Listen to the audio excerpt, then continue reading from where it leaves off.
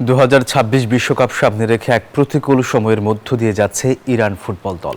একদিকে যুদ্ধকালীন রাজনৈতিক উত্তেজনা আর অন্যদিকে দলের ভেতরে শৃঙ্খলা ভঙ্গের অভিযোগে তারকা খেলোয়াড়দের বাদ পড়া, সব মিলিয়ে এক রুদ্ধশ্বাস পরিস্থিতি। তুরস্কের আন্তালিয়ায় কড়া নিরাপত্তা ও গণমাধ্যম নিয়ন্ত্রণের মধ্য দিয়ে অনুশীলন করছে দলটি।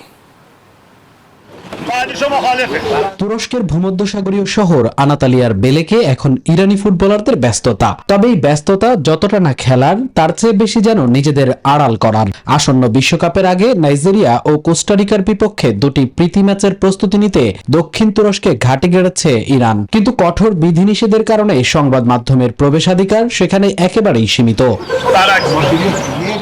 মাঠের বাইরের রাজনৈতিক সমীকরণ এখন ইরান দলের বড় দুশ্চিন্তা।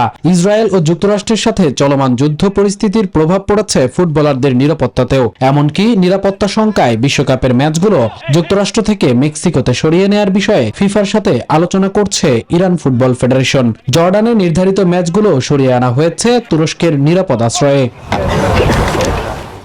দলের ভেতরেও বইছে অস্থিরতার ঝড়। সরকারের প্রতি আনুগত্যহীনতার অভিযোগে বাদ পড়েছেন দলের সেরা স্ট্রাইকার সর্দার আজমুন। অন্যদিকে গ্রিসে প্রতিপক্ষ ইসরায়েলি খেলোয়াড়ের সাথে জার্সি বদল করে বিতর্কে জড়িয়েছেন মেহেদি তারেমি। সব মিলিয়ে এক দমবন্ধ পরিস্থিতির মাঝেও শুক্রবার নাইজেরিয়ার বিপক্ষে মাঠে নামবে ইরান। লক্ষ্য একটাই, সব বিতর্ক ছাপিয়ে ফুটবলেই মনোযোগ দেয়া। মামুনুর রহমান, নিউজ 24।